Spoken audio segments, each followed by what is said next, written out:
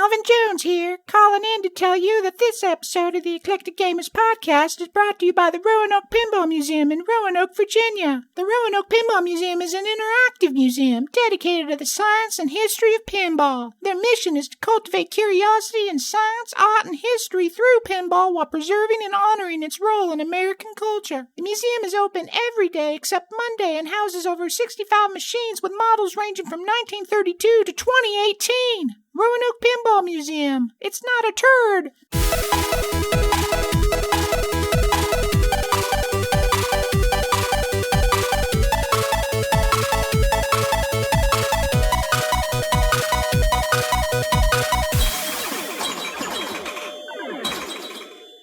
Welcome to the Eclectic Gamers Podcast. Today is Sunday, December 29th. It is episode 105. I am here. I am Tony. Hey, Tony. Welcome back. I'm not. No, not anymore. Are you sure? I'm not. I don't have that. I don't have the spins. I'm good this week. Okay. Excellent. So, what's happened over the last month? You've been gone. I had to do one of my patented under 30-minute short episodes. You had to do the shorty. Well, there was not any news, which has strangely changed over the last couple of weeks. But yeah. Well, we had the rotating sickness running through the family where everyone kept getting sick and this and that, between that and work and playing a whole lot of pinball at home now, thanks to Nick Schnell and the Roanoke Pinball. Campus Queen holding up? It's holding up good. And you remember when we played it here, there was that thing where the tilt light would come on, but the game wouldn't actually. It's not doing that now. Oh, okay. So something shook loose, or I don't know, because if the game wasn't tilted, I don't know why the light was right. Because remember when we played it here, the tilt light would come on without tilting the ball. Right. It's not doing that now. The tilt light comes on when you tilt. Okay. So, well, that's how he said it was in Virginia. So right. So success obtained. It's been working good. Everyone loves it. Everyone loves it. Dad played it. My youngest daughter's played it possibly more than me. Maybe not quite, but she plays a lot. What's your high score? My high score so far is just under 2,500, which is actually lower than I think the best score I've ever had on that machine when I played it in Texas, because I want to say I beat 3. Yeah, I think you did.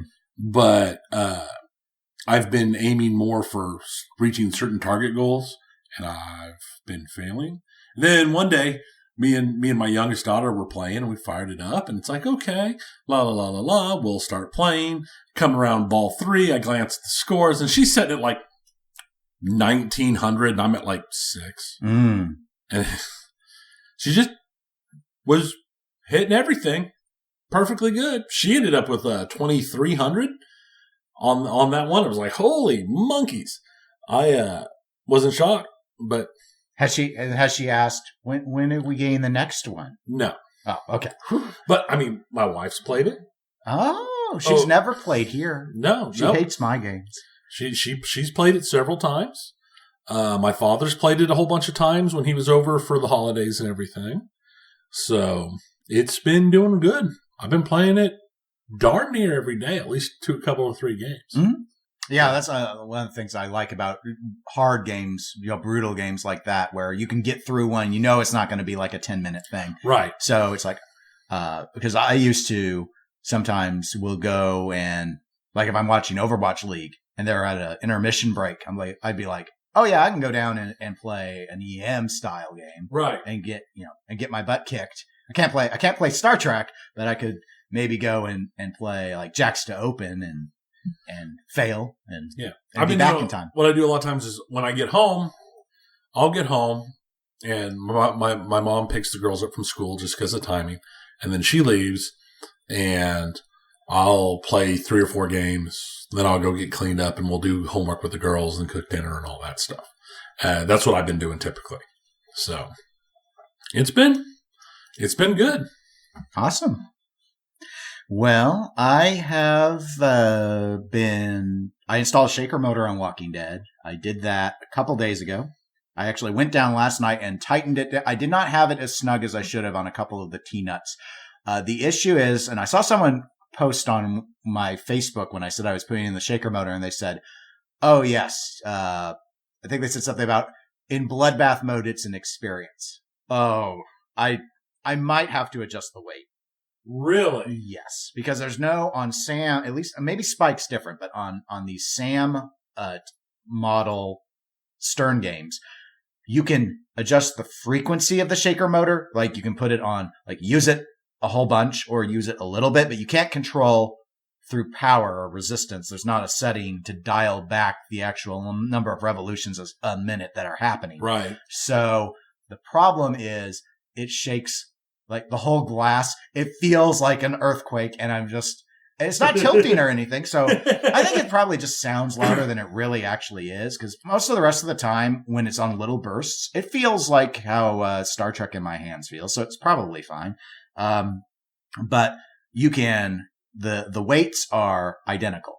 So that was what makes it lopsided. So the more and I did this on the virtual pin. If you want to soften a shaker motor, you want to move the weights further and further apart. So 180 degrees is actually the softest, because then it's balanced as it revolves. So I might need to pull it and change it if that ends up irking me too much. But after I tightened it down to the T-nuts more, it felt like the glass still rattles in the game, but you do want it to be an experience. So, assuming connections aren't popping off, I suppose it doesn't really matter. Right. I mean, if it's... Anyway, I was a little shocked because I know my Star Trek, I had that red trimmer motor from CoinTaker, and a lot of people are always talking about how that was too powerful. This is the more standard Stern motor, but it's like, well, it feels like it's shaking a lot. I mean, in any other mode, it's just like little rumbles, little fun rumbles like on Star Trek, but Bloodbath mode is just, I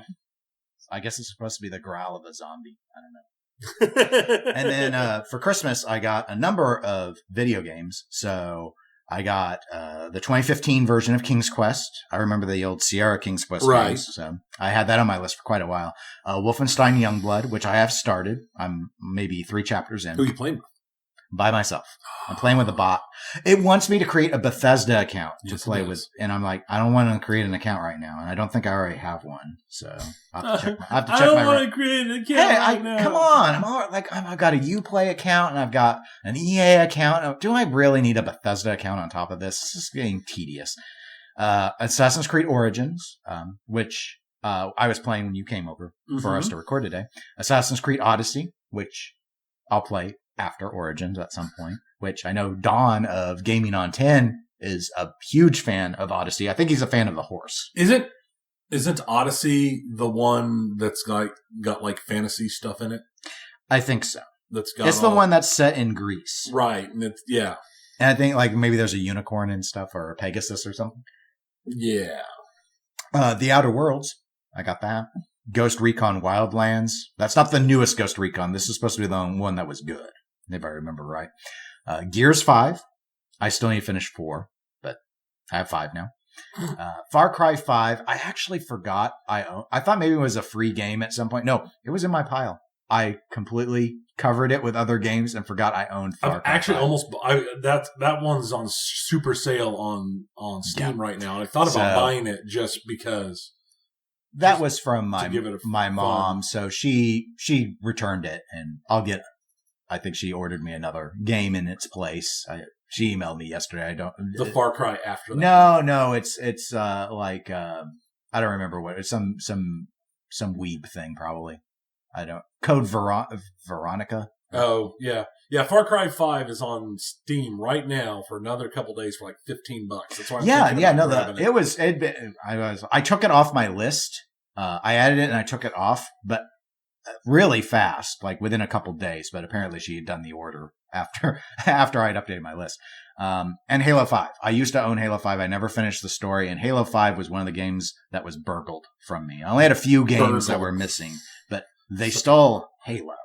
And so I couldn't finish it, even though I have it installed on the hard drive. So that's sort of been what's been going on with me.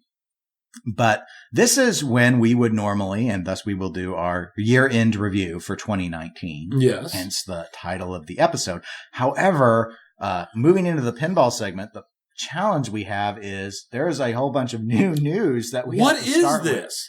How is this even possible? Here are the rules. I'm going to lay them out right now. It's the end of the year. Nothing comes out at the end of the year. You let people enjoy their holidays. You let people enjoy the trash week that is the week between Christmas and New Year's, when nothing happens. Some people go to work, some people don't.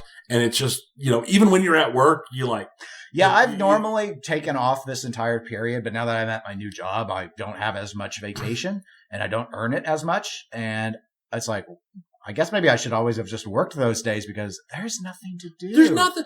I send like 2 emails a day. This is because almost everybody is on vacation. Now, in my job, we still have a lot to do on those days. We still work hard. We do it. But even then, we don't.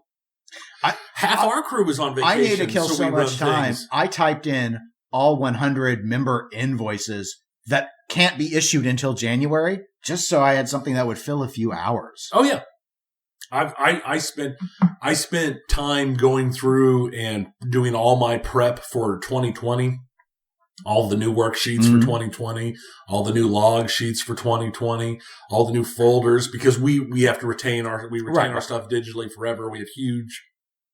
Going back into the early 90s digital files of stuff. I did that. And at one point it got to the point it's like, you know what? I think I can make some of these sheets more efficient. So I burned like 3 hours completely rebuilding a sheet from scratch to make it slightly more efficient. Because most of the people that I have meetings with, discussions with, and stuff going on with, they're all on vacation. So I worked on some of that. I went out and did some cleaning and did the type of stuff that I haven't really had a chance to do since I became a superintendent, because I'm normally in meetings and correspondence and working on all that. So yeah, it's trash week. It's just trash. I mean, it's been convenient. I made a number of changes into the accounting system that I've wanted to do and stuff like that. So that's been nice. But pinball apparently doesn't believe in trash week, Tony. Pinball believes in every week is precious. Well, except for the last 6 weeks where we didn't have any news. Right. And here we are now. So let's start with one of the older news items, which isn't old at all. And that is the possibly hit game Punny Factory. So I have a link in the show notes for anyone who wants to read about it. Pinball News has a nice article going all through Punny Factory. But this is the brainchild of Andrew McBain. And he was the person behind putting together the Pinball Adventure series of books.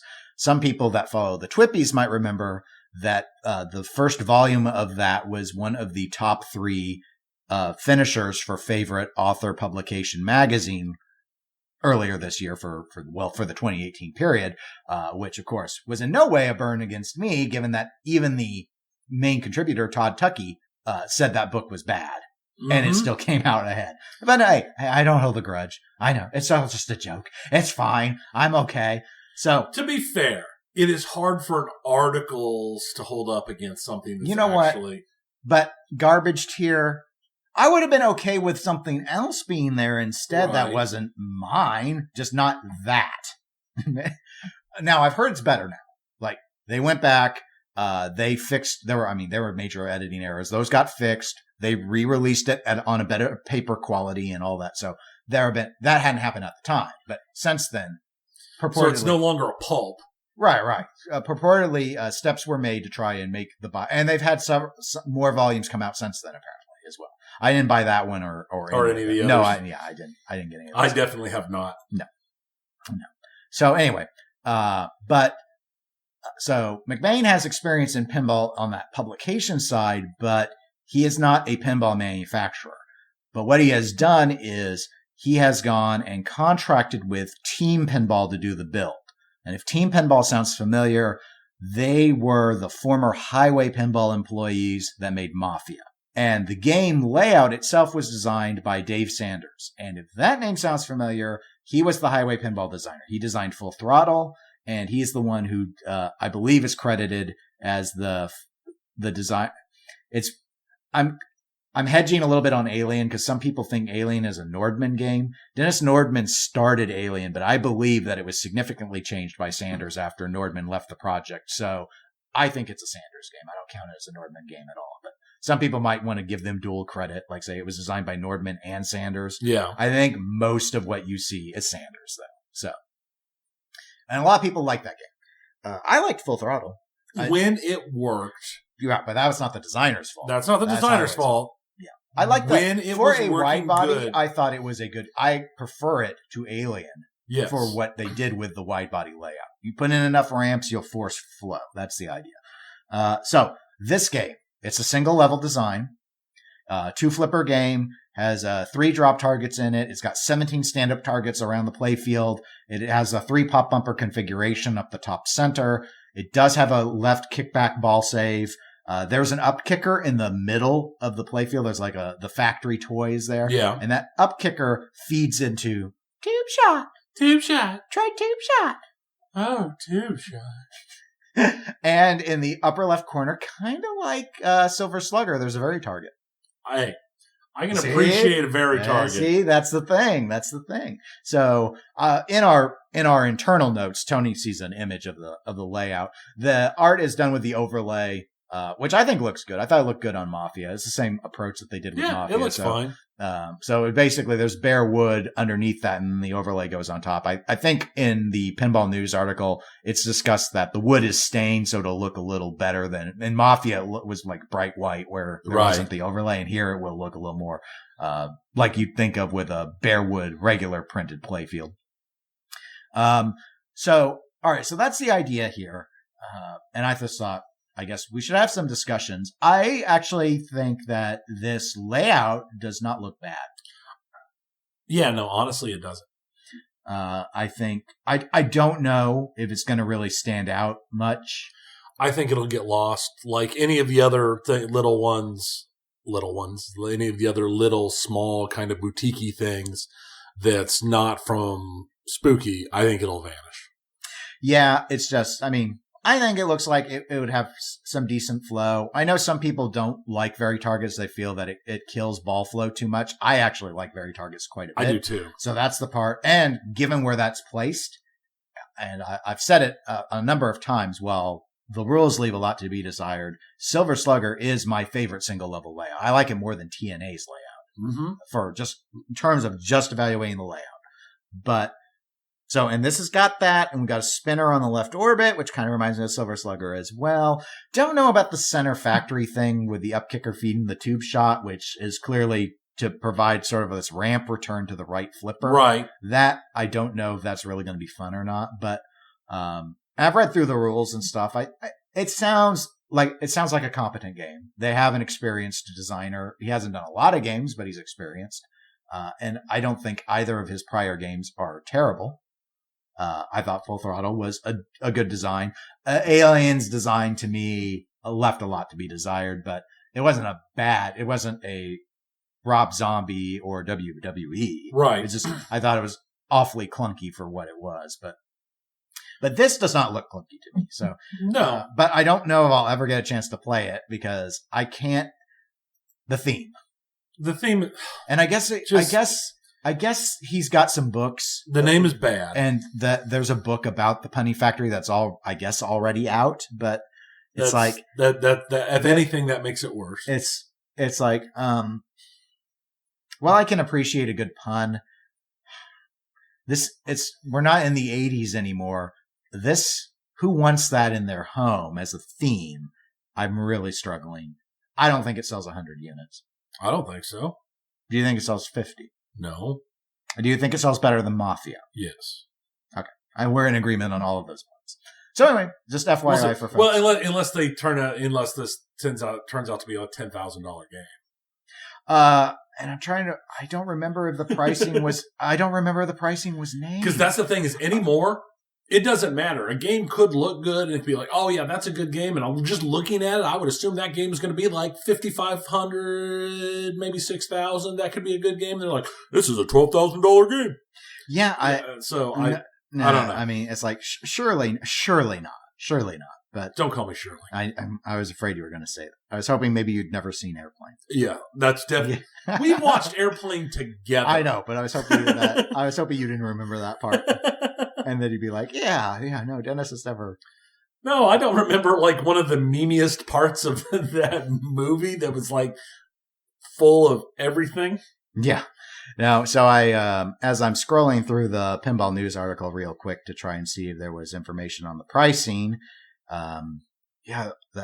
okay. They gave a range, 5,500 to 6,000. So it's going to be in the Stern Pro range. Okay. I bet you they sell 25-ish. Yeah, for that reason alone, I think it will do better than Mafia. Mafia was a better theme, but yes, but this unlicensed stuff, I just think I get it. I just don't think it's the right way to launch manufacturing in general. No, I think an unlicensed theme has to have a major name. Because once again, I've said it multiple times, and I'll keep saying it, Dialed In is Jersey Jack's best game. And it's probably their worst seller. Maybe not anymore. Pirates might be worse. Might be, because they didn't keep it in production very long. Right. But it is, and I have played a fairly large amount of Willy Wonka. And I enjoy Willy Wonka. I've said it before. Willy Wonka is my second favorite Jersey Jack game. I still think Dialed In's a better game. I agree. But if Jersey Jack can't make can't make it a huge seller, or Dialed In a huge seller, some little small thing's not going to get a huge seller out of based off of the non-licensed. Right. Based off of the non-licensed theme. I think the best that they could hope for is if the rules combined with the gameplay provide some sort of excitement level that is on par with what happened with TNA. And then you're looking at maybe around 500 units. Maybe. That would be if it was, for TNA, for Spooky and TNA, that was a like gangbusters, amazing response that everyone was like, holy crap. And people just fell in love because they didn't know, most people didn't know Scott. Right. But the thing is that where I think even if the gameplay was, I'm not saying we would play the same, but let's say the gameplay experience was on par with TNA, it's not going to have the sound package that TNA had. And that's the thing, is because TNA was the total package. Exactly. The sound was perfect. And the light show was amazing. Scott loves his RGB lighting, and everything about that game, that was the perfect storm of a game. Mm-hmm. Right. And still it would have never been picked up by anybody major because there's no way it would have sold, the thousands of units that they would have wanted it to sell. Right. But the reason why Spooky picked it up is they saw the it's like this homebrew went out in the wild and people saw that it was popular, or manufacturers saw it was popular. And for a boutique manufacturer, it was like, this would really fit well. And up until Rick and Morty, which we'll talk about here shortly, it is their most produced game they've ever done. Yeah. Now, they've put in their artificial caps on all their other games, aside from the contract games, and the contract games were contract games. So. Right. But their artificial caps, I think, were probably pretty realistic because I don't think their actual sales numbers on those machines would have been a whole lot higher. Yeah, I would agree with you. Rob Zombie at the 300 cap did sell out really quick, but that was during a speculator period where people saw what happened with the price value on America's Most Haunted. Right. And so people thought that they would be able to buy the game and then when they were done with it, sell it for more than it sold new in box until people played it. Right. And then that changed really quick. And that's, I believe, why Spooky started doing to get on the lists, the $1,000 non-refundable deposits, because people were getting out of their Rob Zombie orders as they were trickling out, and then reviews of the gameplay were coming out and people didn't love it. Right. And see, that's the big thing with Spooky is Spooky's games are very niche. Mm-hmm. Right. Alice Cooper, there was, and you probably once again can, but there was for quite a while, they did, those 500 units, most of them sold really quick, but you could get on the list pretty easily for quite a while. Right. For like weeks. Rick and Morty sold out in 4 hours. It's theme. Exactly. And speaking of theme and Rick and Morty, let's go ahead and transition to that because we do have that. I talked about it on my solo episode a little bit, but there is more news that has come out since then. Yeah. So Rick and Morty Pinball, Spooky Pinball, 750 unit cap. There is a link in the show notes to a write-up that This Week in Pinball has with this additional information that came along after the game's initial launch. Eric Pripke is the coder. People might know his name. He did Cactus Canyon Continued. Oh, okay. Yeah, that's what Pripke's from. So, he indicated that my paraphrase, that the rules aren't very far along. People were asking like what was going to be with the rules, and he indicated that a lot was still likely to be changed, tweaked, or outright changed. So, sounds like the rules aren't actually very far along in the code. It is a mode-based game. The modes are going to correspond to various Rick and Morty adventures from the show. And then, in addition to that, the garage toy is the portal. So you can open a portal in the garage and travel to other dimensions while you play. That it'll be accessible via the modes or via even in the multi-balls. And when you go through the other dimensions, that's where the rules of that reality make things different. So some things might score more, some things might score less. Certain features might not function anymore. And I thought that would be a really cool idea. Like if it said like here, the pop bumper doesn't work. It's dead. That would be cool. I think that would be a really interesting idea. And I know it's been talked about by lots of people. I love that pop bumper. Mm-hmm. The pop instead of the left sling? Yeah, I love that. Yeah. I mean, it's no secret to our listeners that I love interesting things done with pop bumpers because I love pop bumpers. But that left sling pop bumper is awesome. Yeah.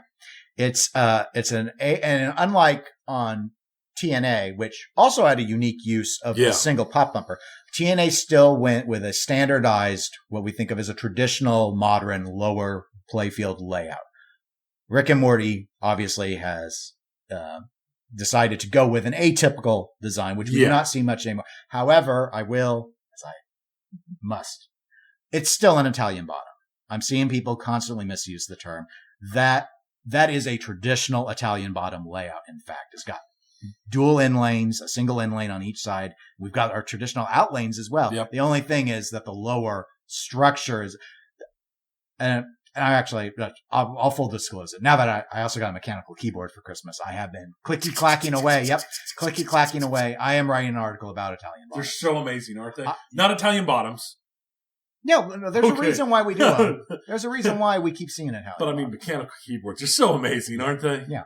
I'm surprised. I'm surprised at how much better I enjoy it. I thought this was more of a like. Okay, I like the sound, and I knew that it's the tactile. Yeah, but it actually, I'm hitting like on my other cheap keyboard that came with the desktop. I was inadvertently double spacing a lot because I'd pressed my thumb on the space bar and I wouldn't know I'd done it. And now I can hear it, which is a big help, and I can feel it, right, which is a big help. So I went with mine. I went with brown. The brown. I've got cherry browns. Okay. Mine are not the cherries. They're the Chinese one. Yeah. Color. I've got a Corsair, and I've got a Corsair, and I've got a Red Dragon. The Red Dragon is the one I carry. Yeah, and I got it from my laptop. Yeah. Now even though the mechanical keys themselves are not cherry, the keyboard it's cross compatible, so I can put in cherries if I want. Yeah. If I so desire. Though apparently both the companies follow the exact same color scheme, so they're basically there are some subtle differences. Yeah. Basically. I this is completely nothing to do with pinball. Because so I decided I need to do an article because I even heard on the Special Inlet charity stream, Scott Denisi referred to his Rick and Morty layout as not an Italian bottom. That is incorrect. It is. But I know why he said that. Because people have started to think that the dual sling in lanes, out lanes equals Italian bottom. And they are Italian bottoms. It's just, the slings aren't why they are. Right. And that's the part where no one, we just throw terms around and we start to think that they mean something. They start to have their own meaning. Sure. Well, it's like how some people will call single level games street level. No, street level are single level, but that was a very specific thing. Yeah. So I'm just trying to get people all using the same terms. All Q-tips are cotton swabs, not all cotton swabs. Exactly. And I'm guilty of this stuff as well, especially outside of pinball. I will still say make a Xerox. That's a brand. We're talking about a photostatic copy, but I was just like, I'll just say the brand. I don't even know if Xerox is still around.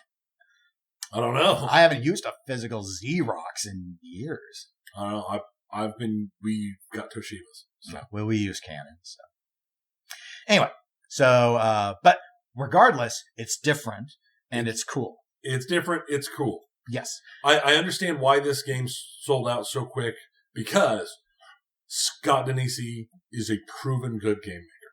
Yes, but he's only made one game. Right. And here's my biggest concern. He had years to perfect that game. Yeah, but I've heard others say that. I think it's true to a degree. But the reason why I hedge is, even though years were spent, or he had years, right? It's not like every day he went home and spent 2 hours, subtly moving a stand-up target. That's true. And so that's where because I heard the same thing with Keith Elwin and Archer. I'm like, yeah, it took a long time because he had another job. It wasn't like every single day something was slightly moved. Like right. There are I'm confident there were massive down periods or waiting for things to get made and manufactured. It's not like Steve Ritchie going into the office every day and saying, well, yeah, I spent, 11 months on the playfield, and that probably meant 5 days a week he was mostly tweaking stuff on his layouts. That's a valid point. But maybe I'm wrong, but that's just my thing is, where I do think that there's a good point is he was able to think up, and he had all that time to come up with everything that he thought for him would make the most ideal single level playfield. That's why I don't think he'll ever do another single level. Right. Because every time I've heard him talk about it, he said, well, no, he put in everything he wanted is in there. Every mechanical thing that he thought played best is there. So you might go and say, I might say, what about putting in a very target like Silver Slugger? And his response, I assume, would probably be, well, I don't think that plays as well. I already did the perfect playfield. That's what TNA is. So Rick and Morty being this different style of layout, the thing is, he got to really focus on thinking about what would be the dream single level game. Is this a dream layout for him? I don't think so. I think this was, now that you're going to do a next one and you're trying to come up with it, can that practicality live up to when you were just sketching on napkins and finally got to actually really truly build what you thought was an ideal single level? Did you capture that magic in this, ramp-based game? Maybe. I think if skills, he's got skill. We know he has skills. Yes. So given that, when I look at the layout, aside from that pop bumper, most of this layout does not look dramatically radical to me. No. I think a lot of this... It looks flowy. It does. So I think I'd like it. I think a lot of the stuff is going to be interesting. The MagnaSave. Yep, and that was another piece that came out after the initial reveal. A little more explanation. Scott explained, but it's thematically called the anti-gravity device. But the way it works is you build up charge in it, and that determines how long you can actually activate the magnet by holding in the button. So if you want to just use a little bit and just give a little bit of play, you just tap that button. Versus, say, like a game like Black Knight, where you hit the MagnaSave and it turns on for however long it's programmed. Right. Or you can hold it in to actually make the magnet gain control, assuming you have the charge. Right. So that, I think, is a neat idea. I guess maybe it was done on some EM games or something. I don't know. I think he mentioned that he'd seen that concept done before. I can't remember a MagnaSave game that at least I was aware of that I knew I could hold in the button and get it to do something different. So right. I think that's a neat idea to put into this. I think it fits the theme well.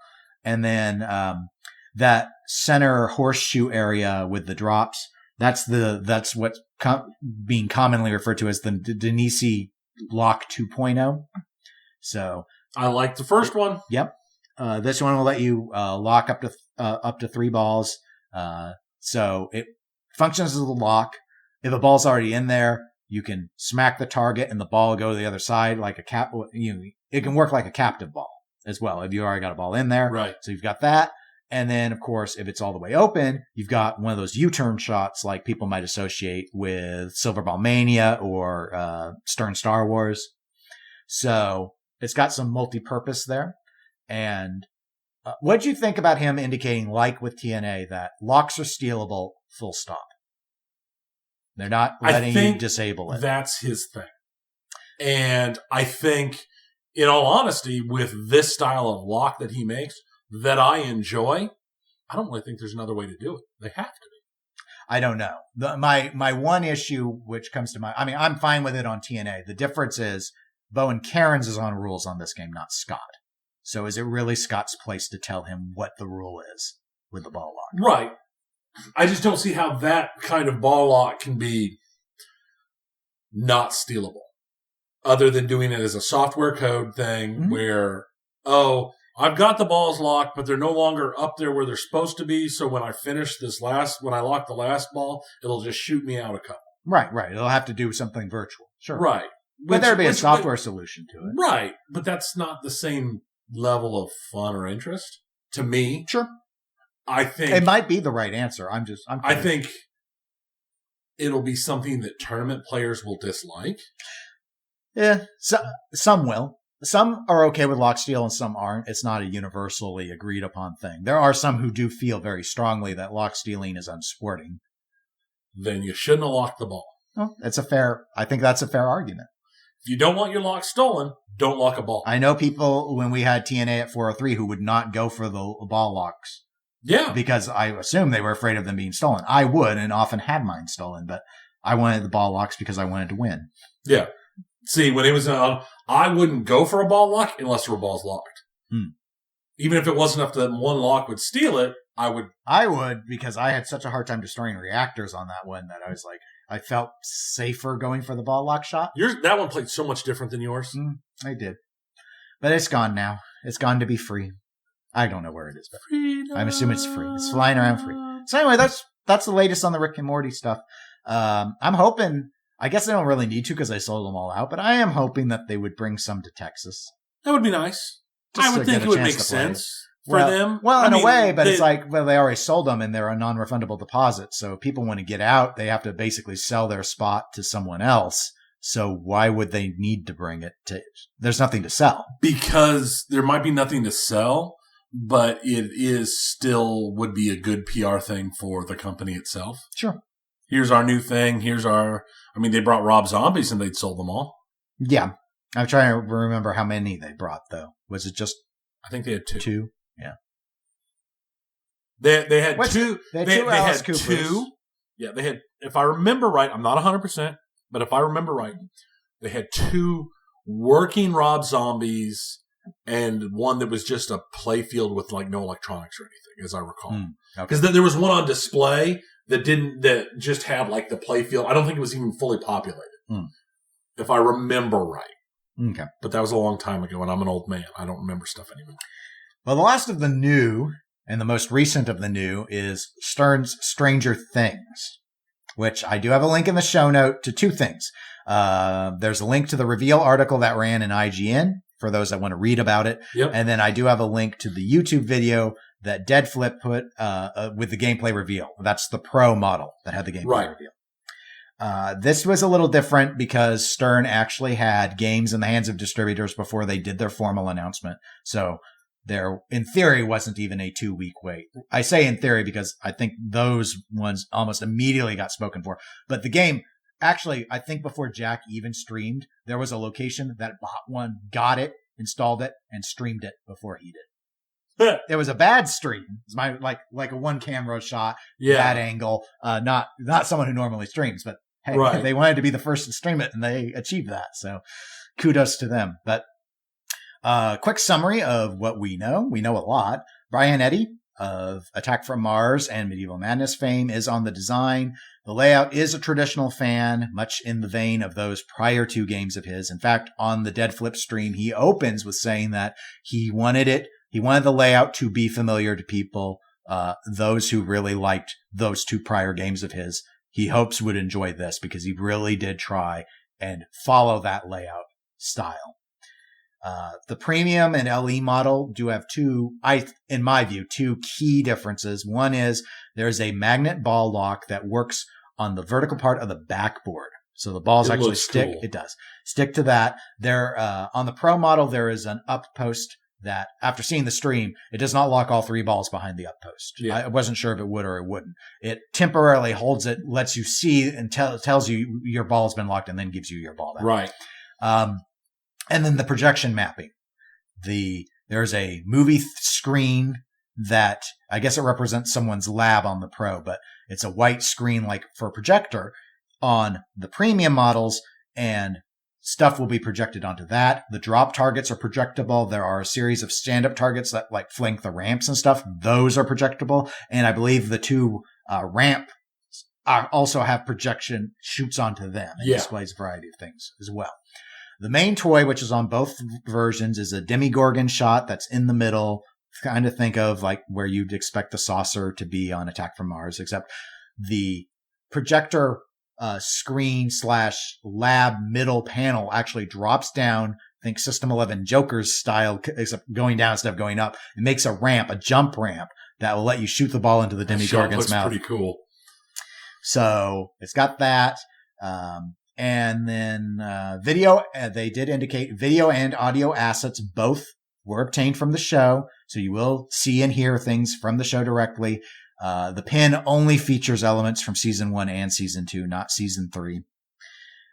Custom callouts by David Harbour, who is the actor who plays Police Chief Jim Hopper. Yes, on the show. Which is very good. As a fan of the show, I like having callouts by an actual person.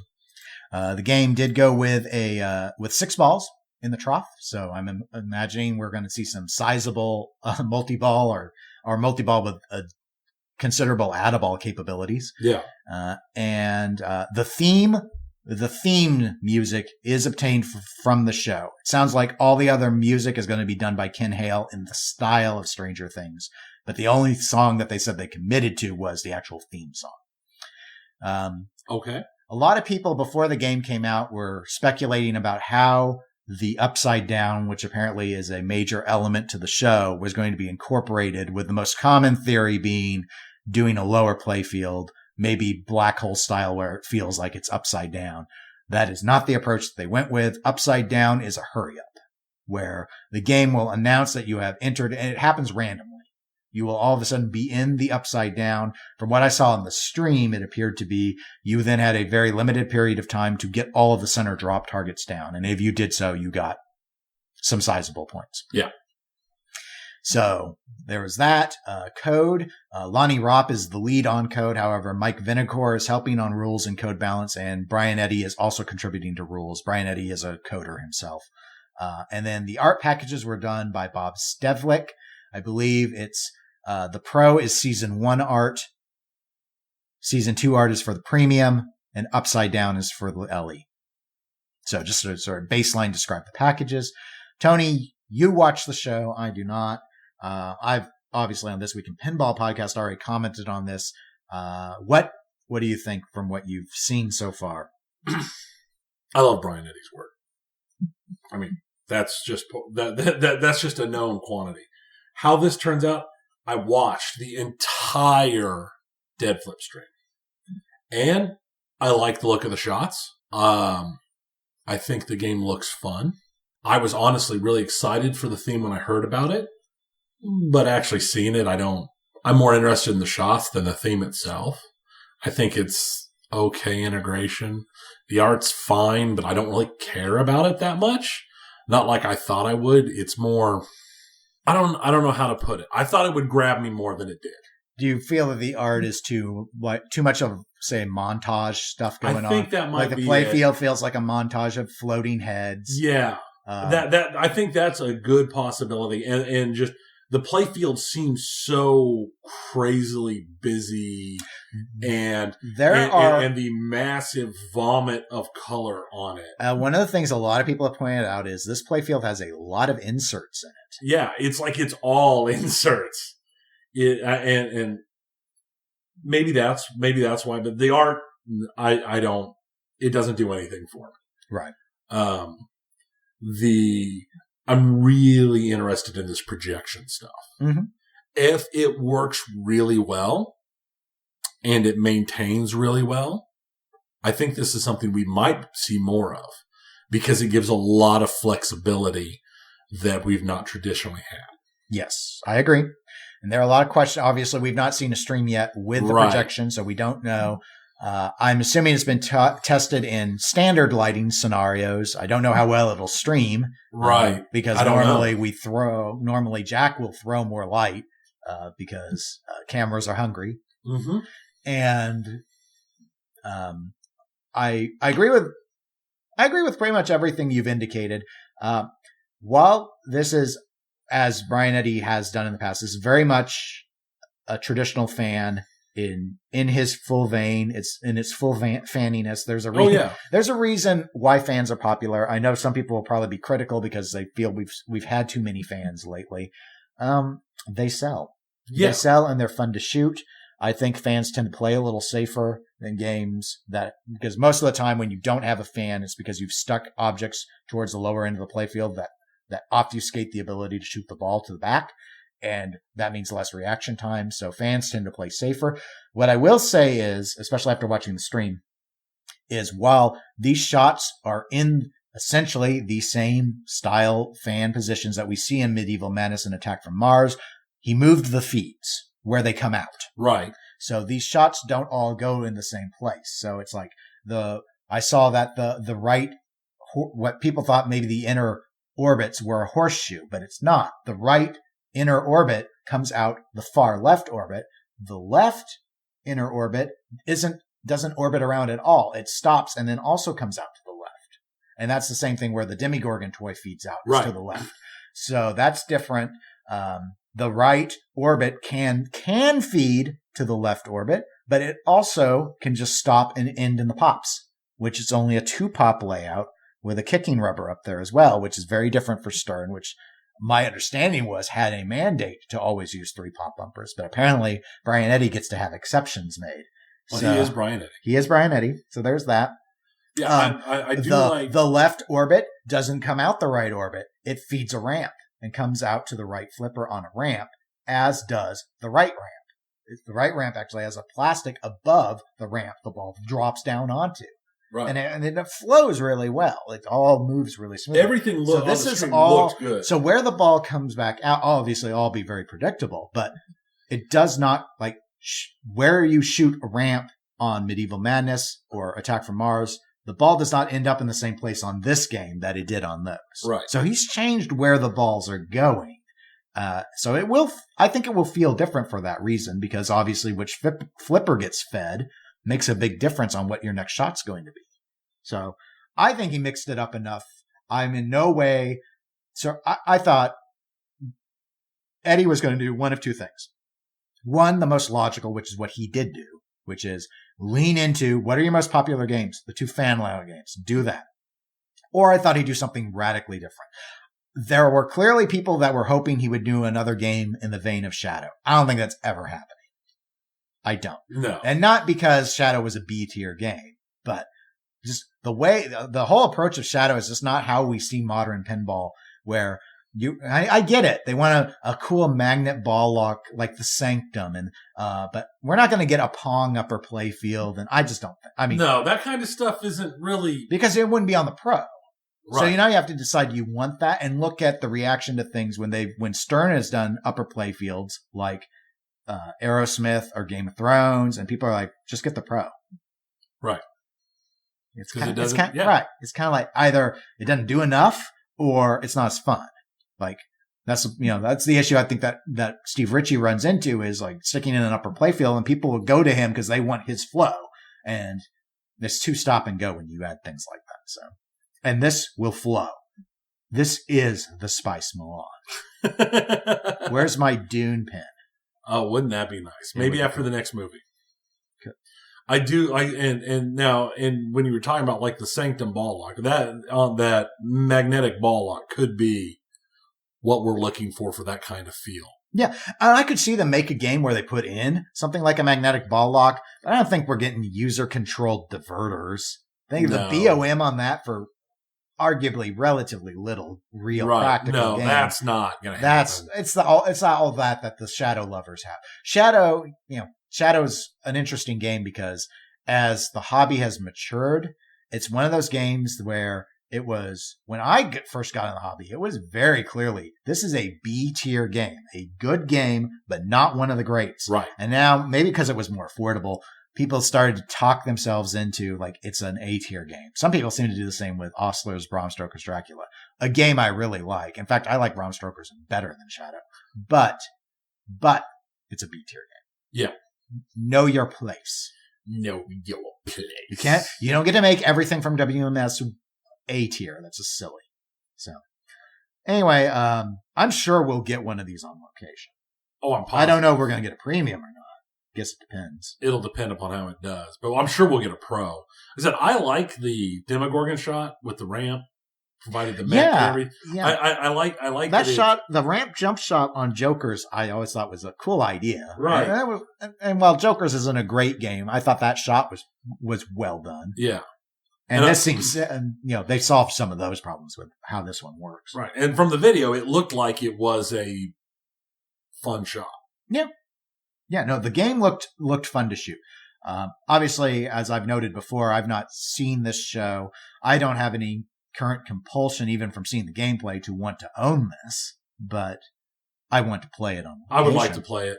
I said the art is just, I don't know. I don't know what I was wanting from the art. I like the side art on all three. But the translights are okay, and the playfield art's just, I don't like it at all. So, and that's the art that I guess really matters when it comes, but there's so many inserts, you don't see most of it anyway. So, yeah, I don't know. We'll see. But I'm sure it'll play well. It looks like it plays fun. I'm sure it will play fun. Well, now that we're all caught up with the current events, we can finally go into the year-end review, which in our turtle notes, I tried to kind of carve up by the companies and note their new games that can be talked about. And it might not be comprehensive, so preemptive apology. Sometimes people will write and say, you didn't talk about this. And then, yep, sorry. It's because I forgot. A lot happened this year. Yeah. So we'll start with Stern because I put out the most games. And at the start of the year was Munsters, I think, which I would describe as a game which I remember had a tremendous amount of hype. And then just like the bottom fell out of that market quick. Right. But I think here's the thing. The hype on Munsters was 100% nostalgia based. And I think it was honestly an extremely vocal minority because a lot of the people that I talked to in person thought the theme was crud and they didn't care. Yeah, most of the people I've spoken to since just they don't care for the rules. Right. Now the game itself destroyed what was left. Yeah. And it's not that the rules are poorly balanced or anything. They just, the best way I could describe it is I had a tournament game, and these are tournament players. I'm not talking to the homeowners with it. So these are people that's playing it on location. And I had a game against a very good player, and I had the best game I've ever had on Munsters. And when I finished, well, I was very pleased that I had my best game ever. I also, in a way, felt nothing. Yeah. Like, I didn't feel like I got far, other than I knew my ball times were really long. Right. And I don't know. It feels like the ants. It's a game where it's like anytime the action bar flashes, you immediately slap it. And I don't know. It just doesn't, for me, it's not exciting. Nope. It's not exciting. And I agree with you. Nostalgia. I also think that the initial reveals of Franchi's art packages helped sell it. Yes. Because the art, it looks great. It shoots well. The layout's good. The code doesn't feel imbalanced to me. In a lot of ways, you'd think it's like, it's almost, the game itself feels paint by number, or something. It's like, yeah, it's in a way, it's so it's generic. Not, I don't know. Nothing about it is special. It's a very okay game. That's what it is. It's okay. Yeah. But the thing is, normally with all those things like great art package, nice layout, rules that make sense, that aren't imbalanced, it seems like it checks all the boxes, but for some reason, it's like brand cereal. Even though it all works, there's not, it almost, I bet there are games that are flawed in some other way, like they have a worse art package or they have worse rules or something, but I'm going to like the other game more for some reason. There's something, and I don't think it's the theme, even though Munsters. This was the year of themes Dennis doesn't watch. Like, I don't remember watching Munsters ever. I do. I just didn't care. I don't. I just don't remember. I'm sure I've seen part of it, but I think it's one of those things where maybe it was just so generic. If it had one interesting thing, it might have brought it up, but instead it's just meh. Yeah. So then we had Black Knight Sword of Rage. Mm-hmm. Steve Ritchie's game. First, he finally got to have a good art package. Yes. Poor Steve. I don't think Steve has. I saw someone ask the question once, and I've been on a forum or on Facebook. It's like, what was the last good art package that Steve Ritchie had? And I think this was on Slam Tilt podcast, actually. I think they had the discussion. It's like, you had to go back to the Williams era.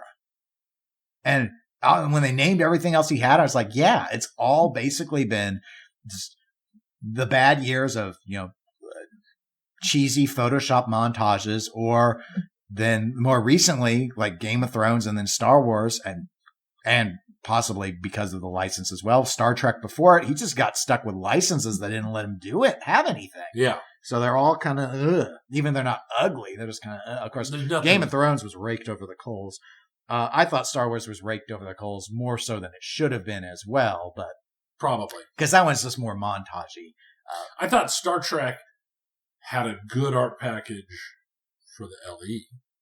Yeah, well, on Star Trek, I'm also thinking, like, there's nothing, and in a way it was smart, but like the play field, when you look at it, it's like, it looks like space, not Star Trek. Right.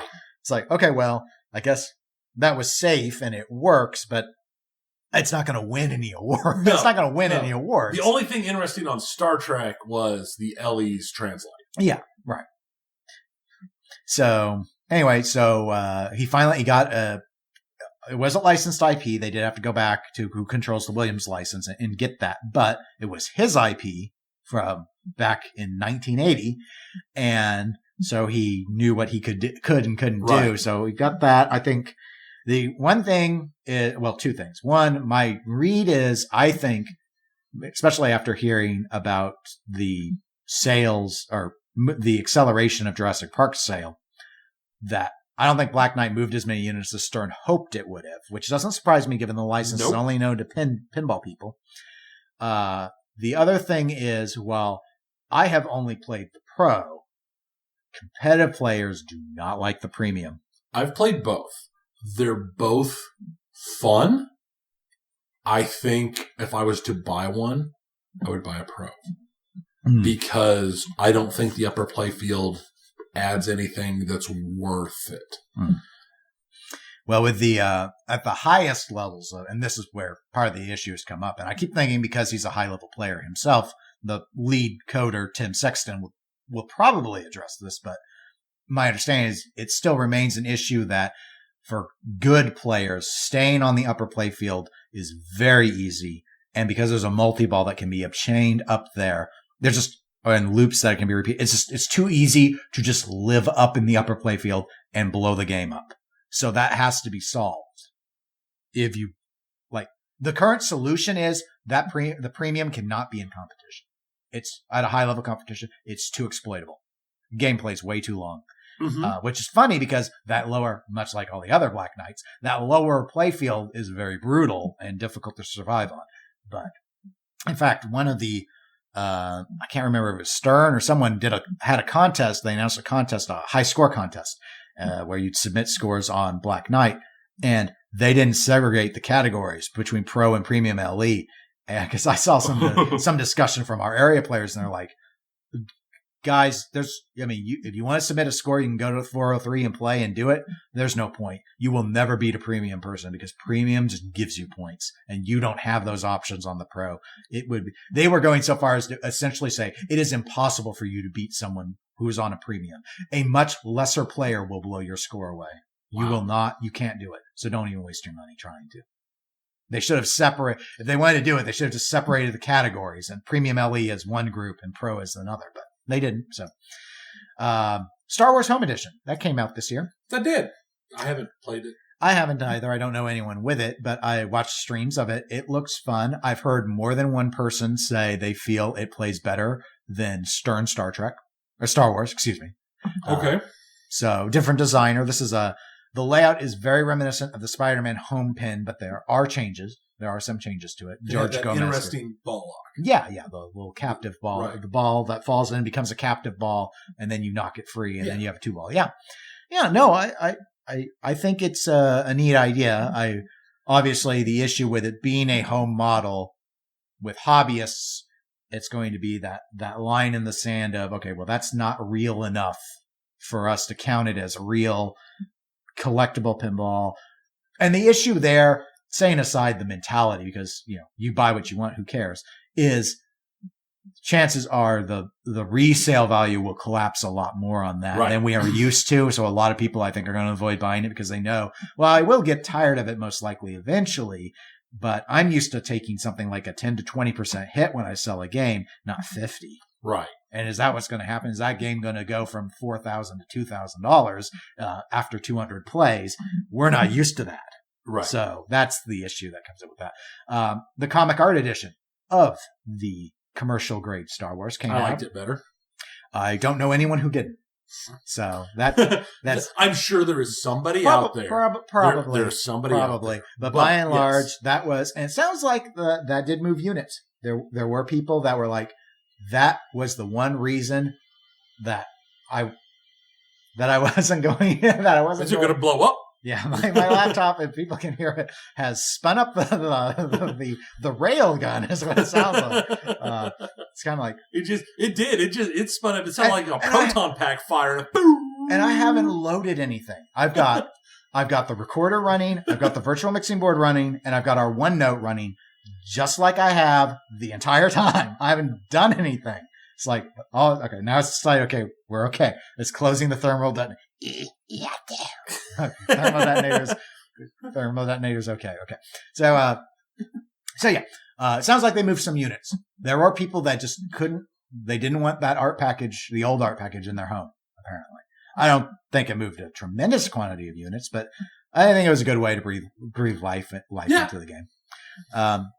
Jurassic Park. All right. Now that Juggernaut, it's going to be Twippy Game of the Year. Yeah.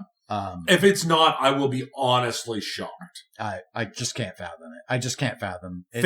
With the kind of fanboyism and tribalism that has appeared in pinball in the last few years, I can completely see Wonka taking it. I don't believe Wonka's a better game. Wonka hasn't moved nearly as many units. But that doesn't matter. Well, I mean, it comes down to you'd have to have JJP fanboys disproportionately in the vote.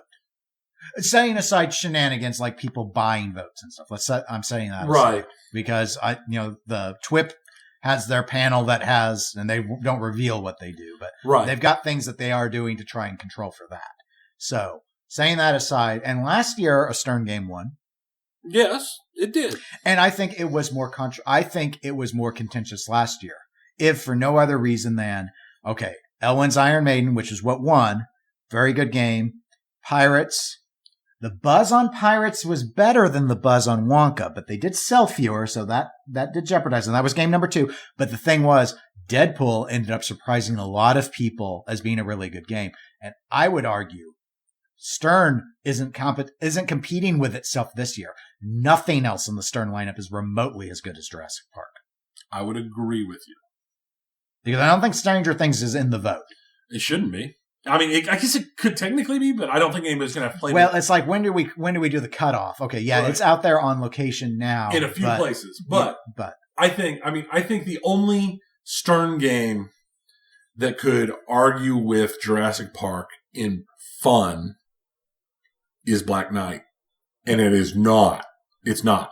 No, it's just I think the order of game sales is Jurassic Park, followed by Munsters, followed by Black Knight, followed by Elvira. That's my guess, is where we're going to end the year at. Probably. But now that doesn't necessarily mean, right. Actual enjoyability. It wouldn't surprise me that Black Knight will actually be ranked up above Munsters, for example. But it should be. But Jurassic Park, very fun game. I think is better than Iron Maiden on a variety of fronts. Actually, in everything but callouts, I would argue it's better. And, well, maybe art, too. But given that, it's like, People love that game. I don't know anyone who does not like, at least think it's decent. I think that, in my mind, Jurassic Park is the shoe-in for Game of the Year. Yeah, no, it has less negative reaction than any other game. So let's putting my pessimist hat on. It has less negatives going in than any other game. Very true. So that's my guess. That's my. But you're right. We could be surprised. If I was to pick just me, best game of this year, it's Jurassic Park. And we will probably, maybe on the next episode, once the official drop-down ballot comes out, we'll go through and we'll do our Twippy picks. Yeah, like we do. So we'll talk more about that more then. And then Elvira, which came out a few months ago. We do have it at a couple locations. I have played it. It's fun. It needs code.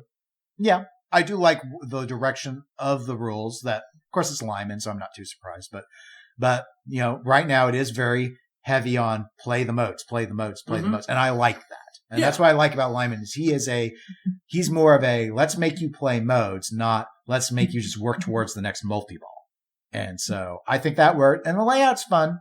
But mechanically, I'm not impressed. There's nothing. It's fine. It's just because there's no pro version of it. I would never get in on that game. No, never. I mean, I would much rather have a premium Jurassic Park than Elvira. Yes. So that is what it is. You mentioned Willy Wonka, so that was that's Jersey Jack's game of 2019. It, I believe, is doing very well for them.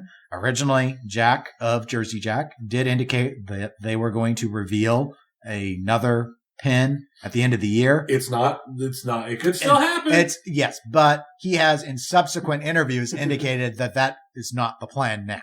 So he's already backed away. Hey, I get it. I'm not saying he lied. It was, I understand why they would need, especially if Wonka's doing well. Why would you push the next game out if the line's busy? Right. And that's where I think the issue was when Elwyn mentioned that they had to accelerate Jurassic Park by, I think, at least 2 months. I think it was because of Black Knight.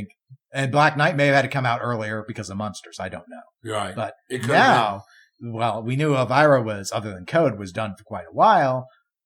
Stranger Things looked like, obviously it will still need more code as well, but functionally, I think they got the window they needed because of Jurassic Park.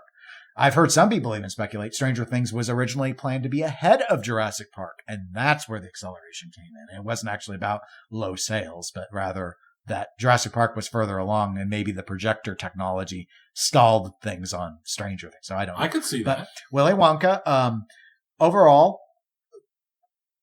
good, well-accepted layout. I don't really know anyone who dislikes the layout that I've met. Rules, biggest complaint, and it's a complaint on a number of JJP games, is that they find the rules confusing. It's a complaint on a lot of modern pinball games. Right. The reason why I don't think that it wins over Jurassic Park, even though it's in a better sales position than Pirates was, is sound package is garbage. Oh yeah, it's trash. So there's a big negative that people have with that game, and that is it is not fun to listen to. Yeah. And so that's why I don't think it can. I think it has a big negative that Jurassic Park. Yeah, Jurassic Park's callouts suck. The callouts suck, but it doesn't grate on you to the same degree that a Wonka does with its constant jingly jangly. I can't remember the last sound package I disliked this much. That's hard. Especially if I'm just thinking sounds and not callouts. Because right. Jurassic Park, bad callouts. X-Men had bad callouts, but I didn't hate the sound package of X-Men, just the callouts. Right. So sort of thing like that. So that's, but I think Wonka takes number 2 in the Twippies, if we're going to kind of tie it in that way. I think so. I think it makes the most sense for it to take a number 2. I don't necessarily know that I would make it my number 2. No, but I think I'd have to think. I think realistically, it probably does. So let's see. So let's hit on some of the other manufacturers. Multimorphic, the P3 platform. They did have the refined version, and I know more changes are still being made to the Cosmic Kart Racing at TPF this year. When we played it the prior go around, it was only half coded, and it wasn't a very fun experience. And I think either of our you actually were very disappointed, as I recall. But I did not play it this year. I did not play any multimorphic this year. My understanding, well, to me, there was not a big thing, a big title, anything of note with multimorphic to get me as a non-owner excited. No. This next year is when they're supposed to have that next traditional pinball game revealed. Okay. Yeah. Nick Baldridge has formally announced the Quest for Glory now. He's gone public with that. Yeah. That he's working on. But, of course, we don't know whether or not that will be able to be secured as a actual license that P3 would be able to sell. Nick's trying. He has reached out to Activision to see if they would be willing to allow him to use the license itself. But otherwise, it will just be a really cool project for him. And obviously, he'll see it through because he always does. Yeah. His projects are very impressive. Quest for, to me, that sounds like a really great idea that leans into the technology of the P3 system. Mm-hmm. As a license, the Quest for Glory series of games are very old. I don't know that, it wouldn't be the license I would start with, but that would be a third-party developed thing through Nick anyway. See, I still think Multimorphic needs to do a licensed pin. I think that's what they need to, that's the solution that they haven't tried. And if it doesn't, then they're great technology demonstrators. Yeah, but how long do you try? Here's the thing. Even I don't know. Let's say that, and it's my belief that they're fine. Financially, they're fine because they've got American Pinball and Spooky using their boards. So they're not just selling to the homebrew community. They actually are supplying manufacturers. Right. Small manufacturers, but nonetheless manufacturers. It's going to be enough. Yeah. To let them run this on the side as what they're, and if they get the right thing that makes this, that makes the P3 take off, it could be huge. The technology is amazing. Yes. And I think there's a lot of hope for it. They just need that thing. The thing that makes people care about it. Right.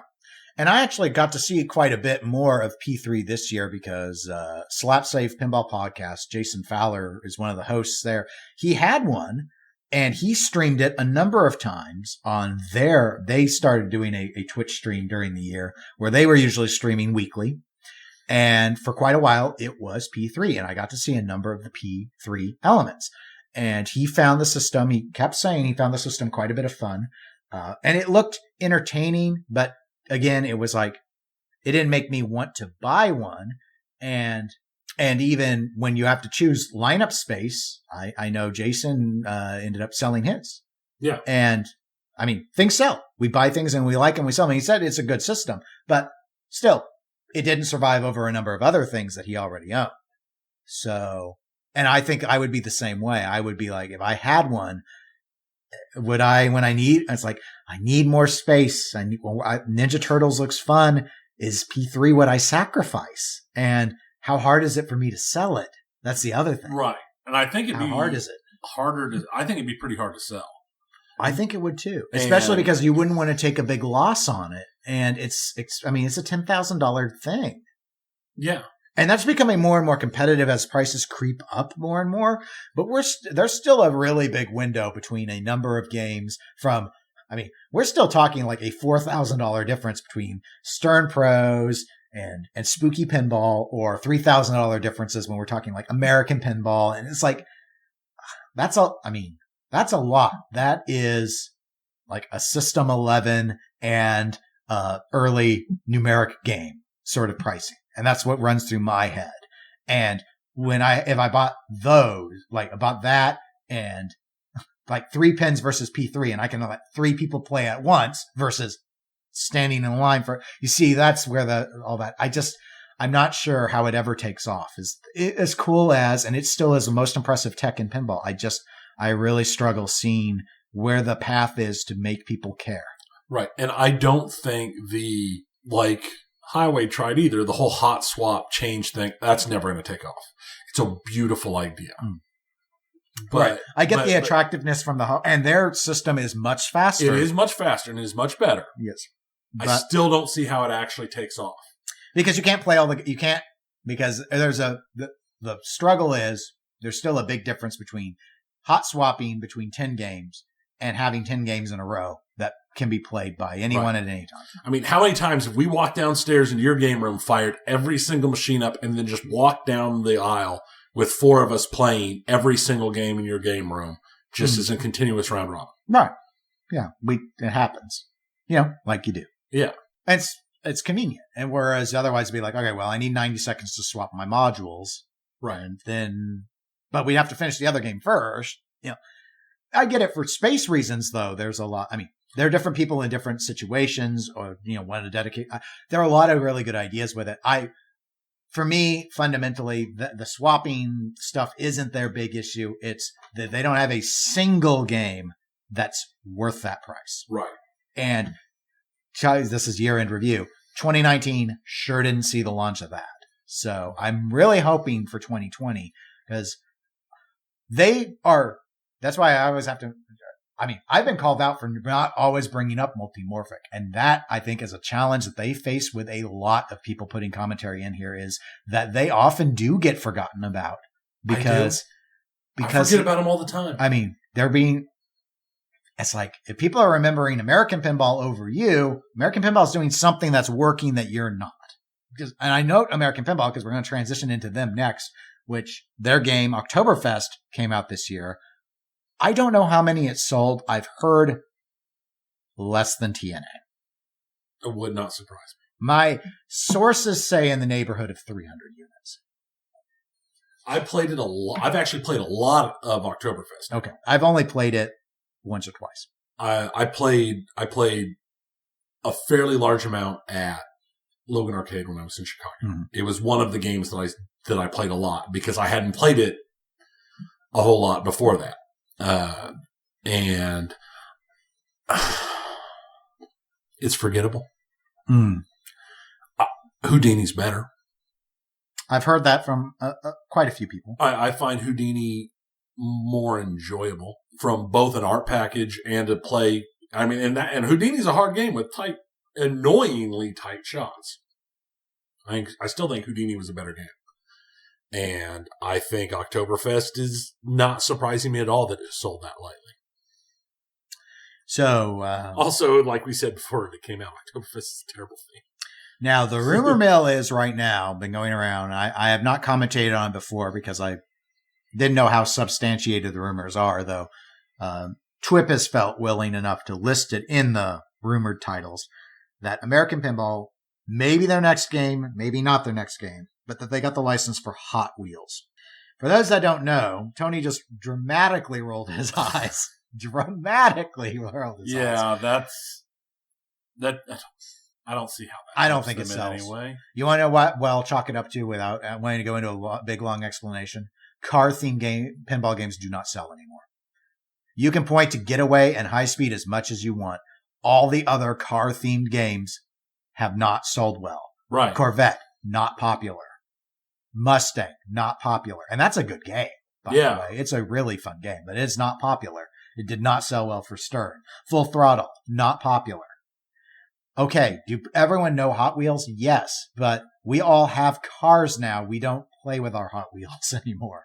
I mean, I had Hot Wheels. I would be more excited about Micro Machines than I would Hot Wheels. I wouldn't even be that excited I mean, it feels like something that American Pinball would do because Balser could do some sort of crazy, like, orange ramp that would, loop or something. But again, it's just the Oktoberfest had the cool looking ramps. And where are your 1,000 sales on that? That it's a license and that I think where they go, oh yeah, 70 million Hot Wheels cars are owned by people and they think that means it's going to translate. And it's like, to me, it doesn't work. I just don't think it will work. I don't think the nostalgia for Hot Wheels is sufficient to really move pinball machines. That's my guess. I think you're right.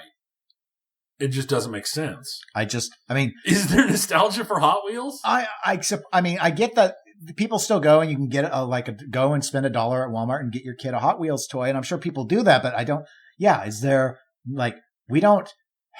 We don't remember those compelling storylines from Hot Wheels like we do Transformers or He-Man, things like. I'd be more interested in Tonka trucks.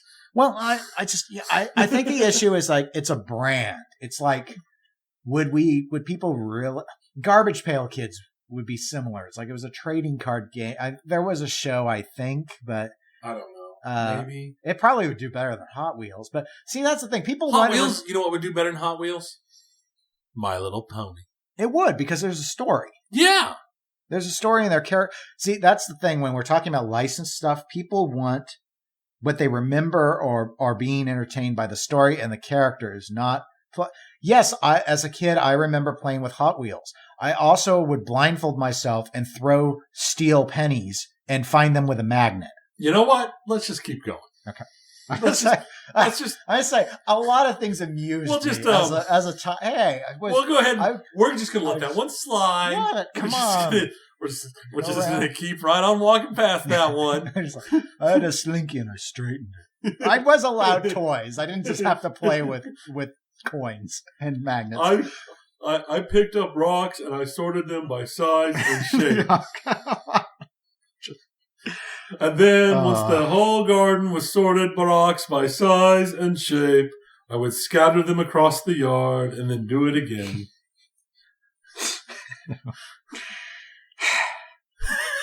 Okay. Anyway, spooky.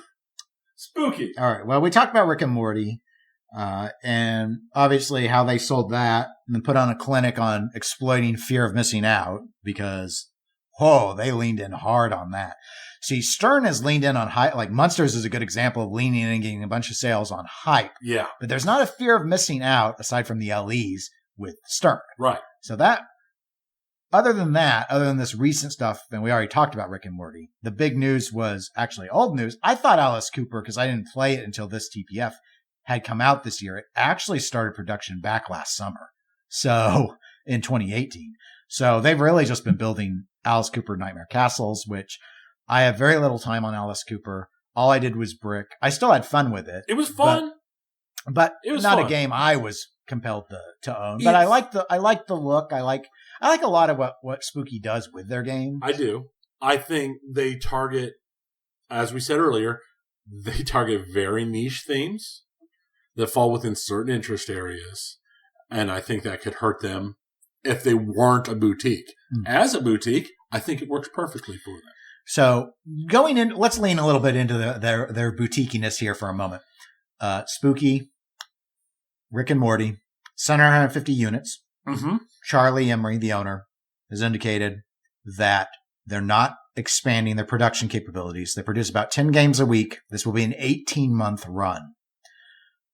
Should Spooky expand? Should Spooky stay the same? And if so, is 750 units the right amount to do? Is that too many for them to be doing? Can they go bigger? Or can they make more and just take longer? What do you think on this? I think the lack of expansion and aiming for just the longer run, more likely than not, has to do with getting the licensing and design of the follow-up game.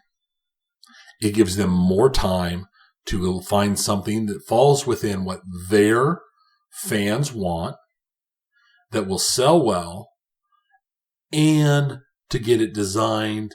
And hopefully, this is just my own personal pie in the sky hope, give them time to tighten up on their manufacturing issues. Yeah. And that has been discussed quite a bit.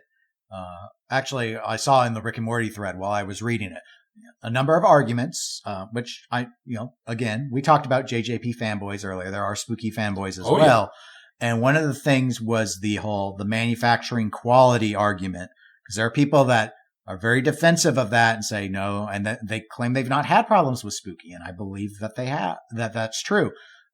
Our experiences have been different, in terms of we had a Rob Zombie on location. It was a disaster. Mechanically, it was a disaster. The game was down all the time. Oh, yeah, it was terrible. And in fact, I believe my understanding is part of the reason why TNA left 403 Club is it was starting to have a number of issues. It had to be worked on a lot. Yeah. That's what I heard. Not to the same degree of Rob Zombie, where the game had to be turned off, but there were issues with the ball lock, the sensor, or it couldn't, and it wasn't always possible to figure out why it was having a problem. It was part of the frustration. Mine, well, I don't have any major issues. My out of the box stuff I had to do was more severe on my TNA than it was with my Stearns. So, like, I have a scratch in the clear out of the box. Right. It's like, why is there a gash in the clear coat of my game that's new in box? But it's there. There was gunk or something on. I thought one of the decals was scratched. It would been rubbed up against something. There's gunk all down the side of it. Cleaned up, sure. Tweaks and stuff are to be expected, but I had to tweak it more than I had to tweak my Stern game that I bought new in the box. Yeah, it's one game. It's what happens. But of course, there was a lot of fallout with a lot of people who got TNAs before me with clear coat issues. Right. With the ink coming up as well. Now, we've since then seen Stern and JJP have similar problems. Right. So we know that it wasn't just isolated to one manufacturer, but clearly there are people that run into frustrations with spooky games that they indicate they either don't get it resolved to the degree that they do when they have an issue with JJP or Stern. So there is that discussion moves on. Back to my query on that about Rick and Morty and all that. My thought is, given that they sold so fast, all 750, clearly that was a perfectly fine number to do. They didn't have to sit like Alice Cooper's. They didn't, I don't know how quickly they wanted them all to move. My guess was they were probably a little concerned because they did not fly like Rob Zombie flew or how Rick and Morty flew. Well, Alice Cooper is way more niche. Yes, I agree. No, there are reasons. Yeah. There are definite reasons. And I've heard some people think that the reason why Rick and Morty flew was Scott Denisi. There are some sales that I'm sure were driven by it being Scott Denisi, but it's the theme that moved that. Yes. It's the theme. Very much. Because we haven't seen it shoot yet. So, I mean, we can say also, in Lyman we trust and all these little catchphrases that people have, but people like to see how a game actually plays because even some of the greatest designers have stinkers in their catalog. Right. So, my thought is, if I were them, I'd expand. Because being the company that you have to wait 18 months to get a game you pre-ordered, it's not a great look. But I don't think that the people buying the games and the people who are going after their games, being as it is a boutique, I don't think those people care as much about that. I think they don't think they do when they order. But I think if we have a good, and one could probably, because a lot of it will happen on Pinside, get a decent accounting. I think you'll see a lot of line flip spots where people are just going to give up. It's possible. Because Stern, JJP, American, Deep Root, they're going to keep putting games out while everyone is still sitting in the queue for Rick and Morty. And how easy is it to stay excited for the old thing that's not shiny anymore, that you still haven't gotten, versus all the new stuff? Just given how many people get initially, because a lot of these sales were via initial hype, or people knew they had to act now because otherwise they wouldn't be able to get it new. It's a really long wait to say that this takes I mean, if you're on the back end is what I'm thinking. I'm going to have to wait like 14 months to get my game that I've already had to pay $1,000 to. I mean, Spooky got $750,000 in interest-free loans. Great deal for them. Just pre-orders. You know how I feel about pre-orders. No, and I've commented on that before. That's my own personal opinion. It's not about, in this case, it's not about the concern of losing the money, but it's just like the terms aren't advantageous in any way to the consumer. Yeah, I would never pre-order a pinball machine. No. And so, I mean, given all that, what they're doing is working for them. It's just, I think if they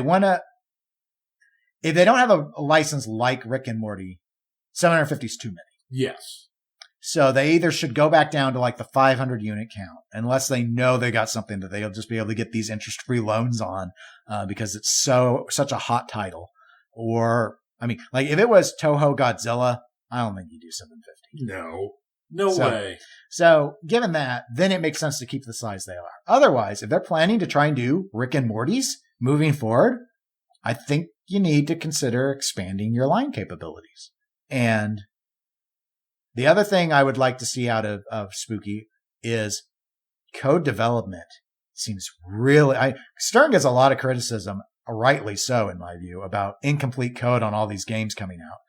Spooky code development seems very, very sluggish. Like they've had this whole window of time, and Pripke's not willing to want to talk too much about the modes right now because they're still under so much development. Right. It's like, okay, but what's been going on since? I mean, all y'all did this year was build Alice Coopers. So why? Why is I hear the Alice Cooper code is still missing stuff too, is the thing. Really? Yes.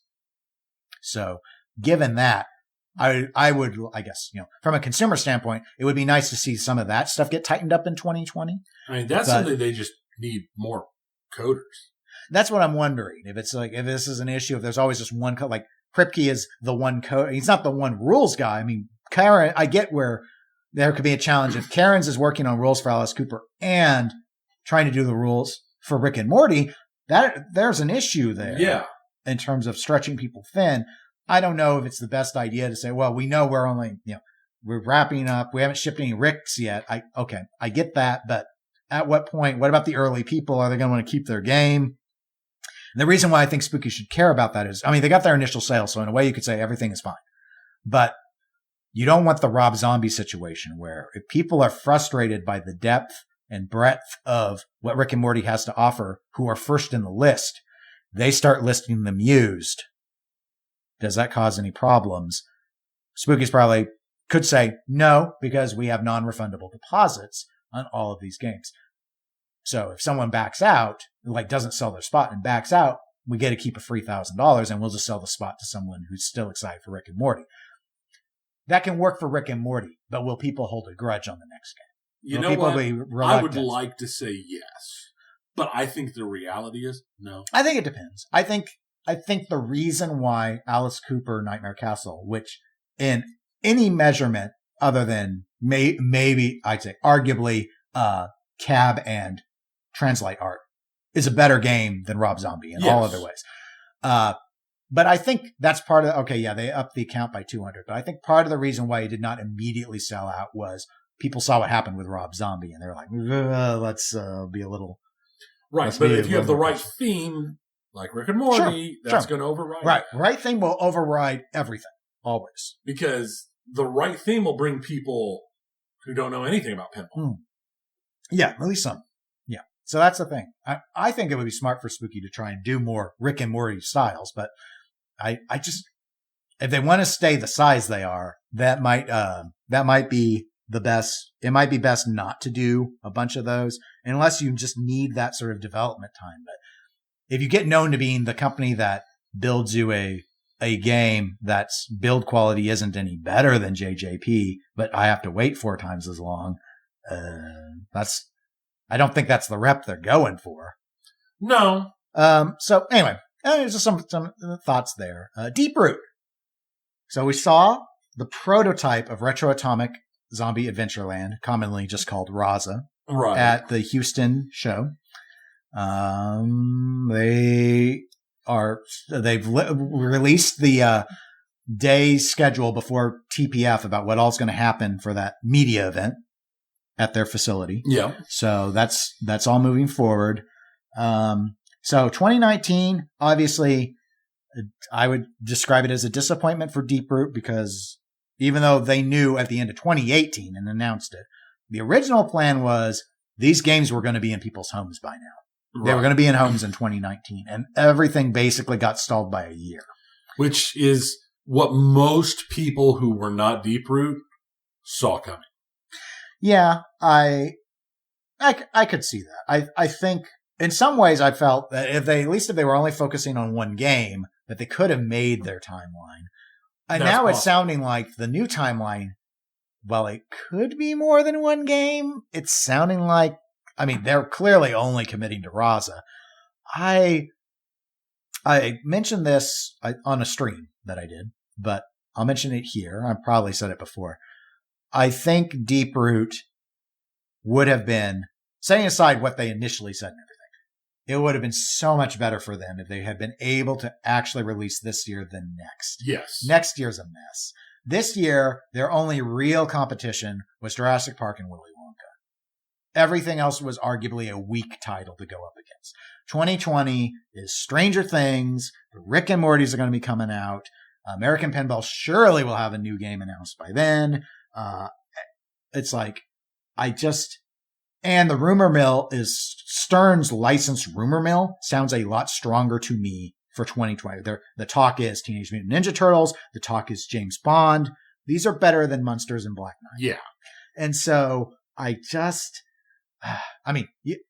they have to be tied to their schedule. They have to do what they're capable of doing. Right. But they would have been in a lot, launching a system or whatever with innovation around non-licensed original IP concepts would have been better this year, where there was a number of that, like Oktoberfest.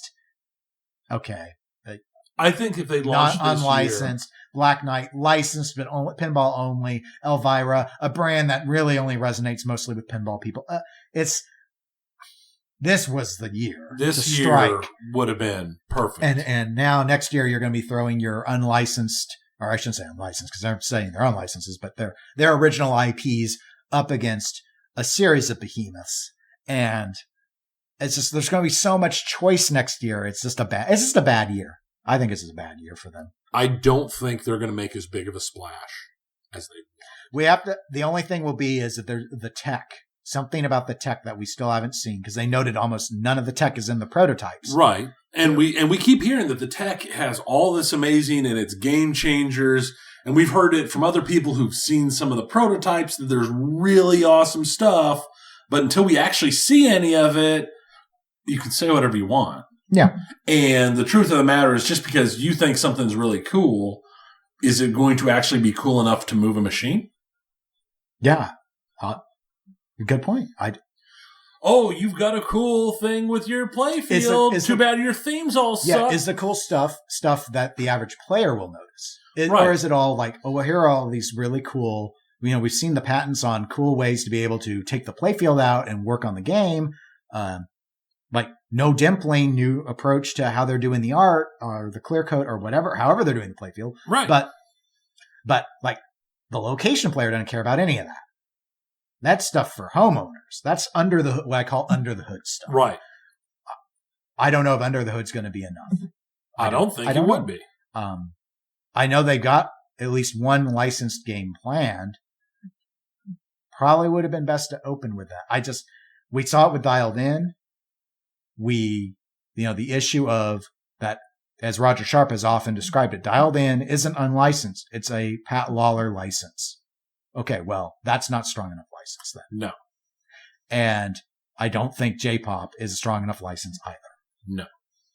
Not for what Deep Root must want, because Deep Root isn't positioned to be a boutique. They've got so many employees. They got so many designers. I mean, they have the stable of people to compete with Stern. That's what they've got. They have everything they need to take that position as the number 2 pinball manufacturer. Yeah, and I could see that if they've got the games, and that's the it's big just question, unproven, because they sound like they're leaning into original IP development, and that used to be how pinball was. And there's a reason why Data East climbed up the ladder rapidly, blew past Premiere in 1990, and became the number 2. And yeah, Williams had their network and was 75% of the market, but Williams, that was back when there were arcades, and the arcade operators just needed things that took quarters. It didn't have to be licensed. Right. And through the strength of license, because it sure wasn't on the strength of mechanical quality, Data East really climbed up that ladder. And that's the model now, more so because it's homeowners. Right. Like you and your desires about, you've really focused on Stranger Things about looking at the art. Because as a fan of the show, if you were to own the game, you want it to evoke something when you look at it. And it doesn't. In the 90s, no one cared. Right. It was different. It's just like, oh, yeah, that's Stranger Things. Now I'll put a quarter in it. Now it's like, no, it's in your home. The people about Star Wars, comic art, proud of that. I'm proud to show that. I don't want this Photoshop-y looking Star Wars. That's the thing. Yeah, and I don't think. I mean, there are original themes that I would like to own, and it has nothing to do with the themes and everything to do with the gameplay, and they're all old. Mm-hmm. Yes. Now, that's one nice thing is, and granted, still prototype. Well, there was a lot of criticism about at least the right ramp shot on Raza. By and large, most of the geometry people seem to find tolerable to good. So it sounds like they have something that's fun to shoot. So at least it's not a turd. That'll help. Something. That'll help. Because look at Homepin and what happened with launching Thunderbirds. Yeah. That, regardless of what people think of the guy behind Homepin, had the game played good, people would be more willing to give it another chance. And now they don't, because almost everyone hates that game. It's like dead last on the Pinside ranking list of the solid state games. Last company I had to note was just Dutch Pinball. Obviously, probably not really worth saying, except apparently they have so far, at least with the leftover parts from ARA, been building and shipping games. They average 1 to 2 games a week when they build. And I read online someone say when they contacted CoinTaker about getting on the list at 12,500 that it might be like 6 weeks to get a game. So it sounds like that list ain't deep. Yeah. Given that output level. So I think this company never makes another game again. They're clearly going further than I thought. Yeah. But it's going to get harder. The fewer and fewer leftover parts they have and the more stuff they have to source, because assuming they keep the price at 12.5, the more you put out, the less demand there is. But also the profit margin is falling as they have to now source new suppliers for things that they had in the warehouse. And they have to source it in small batches. And yeah, because the question is, how long do they go along with just berry building stuff with a couple friends versus before they start hiring some workers? I still don't think everybody gets made whole. Period. No, I don't either. I don't, because I think the profits are going to fall too much. And at some point, Barry might be able to dig himself out of any financial hole he did to buy out and get out of the RMS. But I think that's what this is. I think that's the best that's going to happen. I don't think anybody's going to get made whole unless they buy their own. Well, that does not count because they still bought 2 games. Right. So but that's the only way they're going to get their games is they're going to buy one and then wait to hope to get their money back on another one that never happens. We'll just have to see. So video games. Year-end review. Tony has, in our internal notes, done a major look back. So, Tony, I did not do that. I did not do this major look back. Well, you were too busy putting together what was a completely unexpectedly huge pinball segment. That was surprising. For the end of the year. I, on the other hand, sat down and between being sick a few weeks ago and everything else, I've done a major look back at my personal gaming habits for 2019.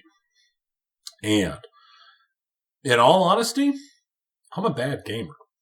I mean, I've never been a great gamer, but this year was pretty bad. And I'm going to check it out right off the top that I think the reason is because of where my priorities in life were this year. Because we started the year missing half of our staff at work. You remember, I was on call 3 weeks at a time. Then I'd have 1, maybe 2 weeks off. Then I'd be on call for another 3 weeks for the first 6 months of the year. Yeah. So all I did was work.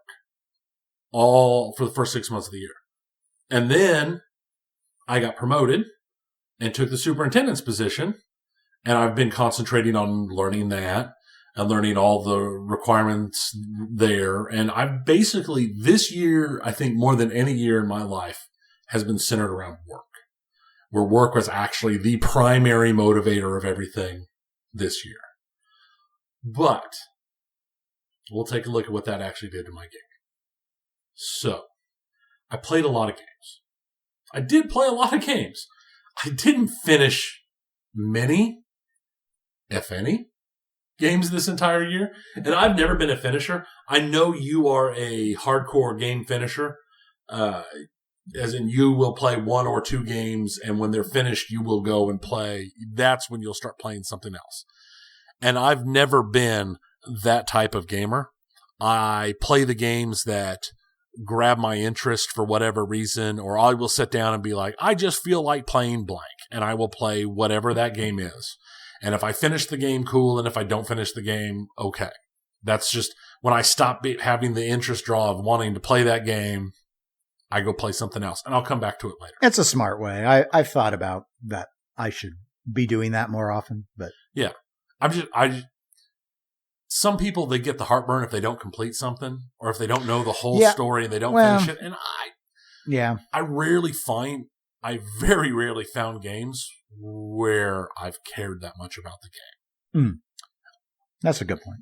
Some of them exist. I've played some of them. And a lot of those ones were pretty fast games, or they were catchable for some other reason, like a game I've not talked about in years, but I still think about all the time. Firewatch. That was a huge game, but it was fast. It was short. But that was a game that I played through to completion quickly. So let's take a look at the actual numbers this year. Without a doubt, the game that I've put the most time into this year is most likely Battletech. It could be Rule the Waves 2, but that's only been out for a few months, where Battletech came out in April of 18, and Battletech had multiple DLCs drop this year and one right at the end of last year. So I played a lot of Battletech this year.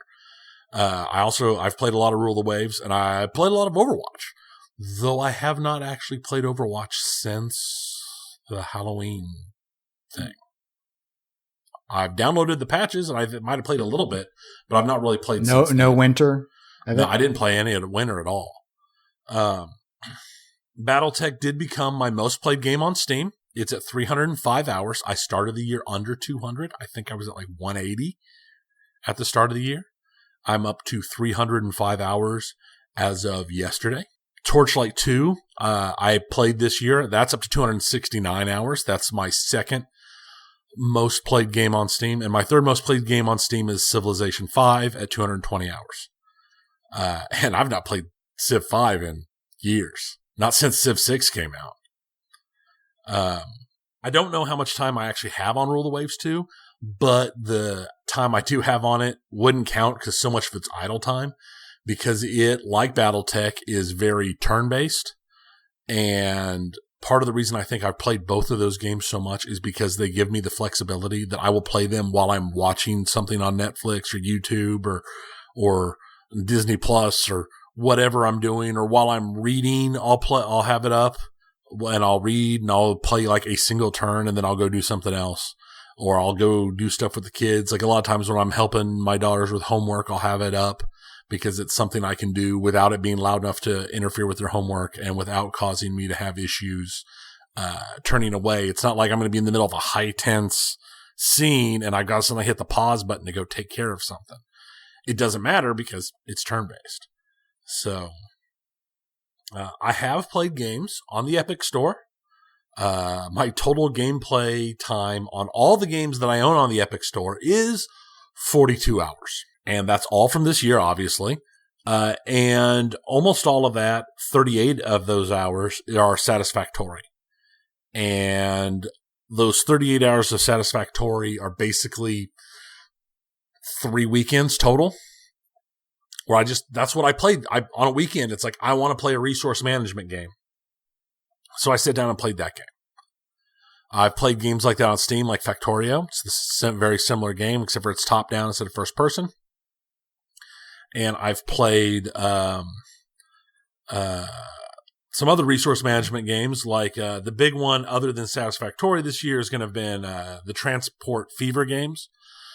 The Transport Fever games are a pair of, because there's Transport Fever and Transport Fever 2 just came out, but they are basically like Railroad Tycoon, but more so because you deal with Not just building rail lines like you would in Railroad Tycoon.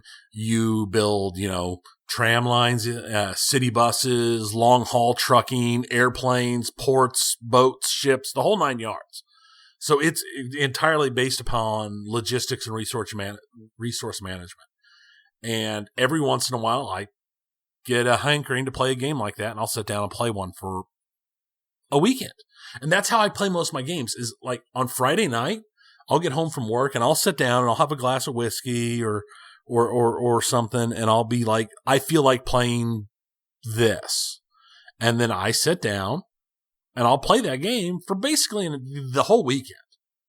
And I might not touch that game for 6 months or more. It's part of the reason that storyline-based games aren't games that I play a lot of, especially games like I played a fair amount of on my PS4 that I got last year. I've played God of War. I've played Jedi Fallen Order. I've played Red Dead. Some others, but none of them have I come anywhere near completing. And for everything other than Jedi Fallen Order, I probably have to sit down and look the controls back up because it's been so long since I actually played them, because I'll get in the mood to play it and I'll play it for a weekend or two, and then it's just something else catches my attention. That's part of the reason I tend to try and stick on the same game, I think, is I'm worried about forgetting the control scheme. Yeah. If I wait or the story, or where you're going, or what you're doing. Where I'm going, story, I can be okay if I don't really remember the story very well. I noticed when I was playing and I finished Metro Exodus, it's like, okay, well, and not necessarily always, I went through that relatively quick, but I didn't really remember how the game started because I did take a while from, like, I picked it back up, but I'd already done the first couple chapters. That's kind of like, whatever. Yeah. Like, I played a lot of Horizon Zero Dawn in, like, January and February and March. I tried to pick it up in October because I was like, I kind of want to play that game. I haven't played. I could not remember half the controls. And I had to sit down and refigure everything out, and then try and figure out where I was going and what was going on. And I ended up going and playing something else. So that's a me issue. That's part of my not being a great gamer this year. And the other games that I've put a lot of time into this year are Outer Worlds. It's actually, I think that's the game I've come closest to completing. It sounds like you've really been focusing on it. Yeah. And even then, I haven't played it in a month. I haven't played it in December at all. I haven't played it since November. But I'm close. It's fun. I enjoy it. I started the big thing with the Battletech the new Battletech DLC came out just before Thanksgiving. And I played through an entire career mode of that. And then I started a new story mode of that. And then I had a hankering for ships, so I started playing some more World of Waves 2. And then, yeah, I've just kind of floated. So, I've been a bad gamer this year. I mean, I'm never a great gamer. I play lots of games I never finish. But even for that, because most of the games I played this year were things that are specifically designed just to burn some time before I walk away. So, I don't know. Maybe it's time to start hunting a new hobby. I don't know. I mean, I've picked up a couple little things that I'm starting to do some work on, and I'm just started to research. Like I've talked about, I was looking into Kill Team, and I picked up some models to paint, and I've got some stuff so I can go back to working on painting some of my tabletop models. I've got several new board games on the way. One that my wife kickstarted that we played over Christmas. It was a lot of fun. Another one, I've got another one coming from the Cyanide Happiness guys, coming in March. It might be before that, but I'm figuring March at the outside. They're hoping to start shipping middle of January, but that stuff can get pushed. But we'll just have to see going forward how things are. I don't know. You might not be a gamer anymore. Tragic. Maybe I'm just an old man. Maybe. But, the challenge with a lot of the other things is you'll still, I guess the obstacles still remain. I don't know how easy it is to walk away while you're painting models and come back to it and back. That's and forth. easy because I've done that before. So that's the sort of stuff. Yeah. Where only certain games obviously accommodate that, and you doing more turn-based stuff is why that. Right, because I can just literally get up, and that's why Cleanly, the XCOM games have so cleanly much aligned. time. And, I mean, I think it just, for me, it always ebbs and flows. This was not I didn't game all that much. I mean, I guess I played a lot. I play games all the time, but it was a lot of stuff like, okay, well, that's where things like Overwatch and doing the mystery heroes for the weekly crates and stuff. It's like, okay, I can do that, pick it up, put it down, in little bursts, essentially. Right. And, do that usually over a 2-day period of time. And I remember the controls. I don't have to think a lot with it.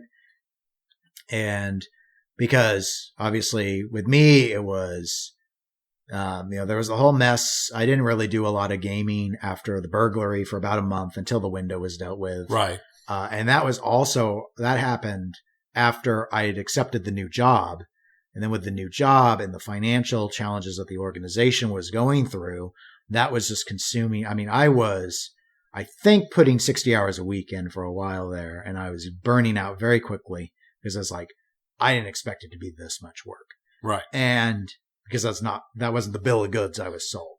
Now that things are stabilized, even though I have to do a lot more than I used to because I had to make some changes organizationally, now that it so much flows through me and I have like unilateral control, it's gotten easier because now everything happens under my efficiency model. And so I don't have to, it's not the same now that, and when I'm not having to hunt for money now, it's like 2020 is good. Yeah. 2021 is not. But even if I couldn't solve anything for 2021, we'll be able to survive 2021 just based off of what happens in 2020. So now I'm not having that. And I started to game more towards the last quarter of the year because things have gotten easier. Right. So that's where it was like, oh, okay, let me go ahead and finish Red Dead Redemption 2. And I did. And then let me go ahead and finish Metro. And I did. Whereas before that, like this year, I don't think I was finishing anything after January. Yeah. And it was just sort of like, no, I didn't feel like it. So I just watched more movies instead. And that's what I've done. And this trickled on a bunch of things. Like I wrote a lot less pinball articles because I just didn't feel up to it. Like I looked last year, I started a dozen articles and I published, I think 9. Wow. This year I did 2. Working on my 3rd now. But it's like, there's a reason why that happened. And I work from home a lot more. So you'd think, oh yeah, finding time to sit and write should be easy. Well, finding time, not so much. Being able to, sure, but wasn't in the mood. Right. So that was that. I mean, I kept about the same playing pinball pace that I did from last year, though I think for both of us, we played a lot better this year than I think we have before. I'm ranked higher than I have been in a long time. I'm not, but I think part of that has to do with the fact that just like I dropped off pinball bad because of the work stuff. Yeah, you couldn't make many of them. Especially, in the spring. In the first half of the year, I went to like 3, maybe 4 tournaments. Yeah, you missed a few, like the 4 or 3 ones in a row. Yeah, I missed, basically, I went to like 1 tournament a month between January and March, and then I didn't go to another tournament until June, I think. Yeah, that sounds about right. Because I don't think I would, I went to Pennapalooza. Right. But that's fake Missouri points, so who cares? Well, and that's a big once-a-year special thing, yeah. And that was right at the end of May. But I ran into a lot of people there who they hadn't seen me since like February because I didn't go to any tournaments in March because we went to Texas. Yeah. So for March, April, and May, I didn't go to any tournaments. And I got a lot better about that afterwards. But especially after the change in my position at work, because not being on call like I used to be, I was able to attend tournaments more regularly. I think I only missed a couple after that, and they were almost all, I missed more than a couple, But the ones I missed were all due to, family stuff. Yeah. Or it wasn't like before when it's like, well, I've been working for 12 hours, so I don't feel like going to play pinball because I've been at work since 2 a.m. So, So all that obviously will affect your video gaming desires as well. Right. So I think the main thing is that these were for both of us, just in terms of sheer coincidence, they were very transitionary years for us, occupationally in particular. But we're ending the years better off than we started the years. So I bet your gaming picks up in 2020. I only attended 15 Kansas tournaments this year. Mm-hmm. You attended 20. And I know you didn't attend all of them. No. If I attended my regular ones, you would assume I would do 24 a year. Right. Because I try and make 2 a month. Right. So yeah, I only did 15 this year. So with no wins, but some of my best finishes ever. Yeah, that's the thing. You had some of you had your best 403 finish ever this year. Yeah. Which was your highest finish, I think, ever at third. Right. So there was that. You had a couple other well-ranked ones as well. So, yeah. Well, we've gone over 2 hours. So yeah, no, this episode has turned enormous. That's the year-end review. So, anyway. You pinball people putting out brand new machines at the end of the year. Don't you know we have other stuff planned? We do. We may have Twippy Talk on the next episode, depending if the official ballot's out. I think it will be. So, anyway, you can always email us at eclecticgamerspodcast@gmail.com or reach us on the website, eclecticgamers.com, or on social media. We're at facebook.com/eclecticgamerspodcast. We're on Twitch and Instagram as eclectic_gamers. Though, once again, the Instagram, you're not going to see nothing until Texas. Texas! I do have my tickets. Oh, okay. I was going to say, it's about to go up. I was going to so buy before the year change. Yep, I got I got mine, and as you know, I booked the hotel room months ago. So right, and I think my brother-in-law Eric is planning to go as well. So we'll have a carload. Our trifecta, we'll have our carload. But all right, well, we'll talk again about stuff like that, though probably not Texas specifically, in 2 weeks. Yeah. Until then, I'm Dennis. I'm Tony. Goodbye. Peace.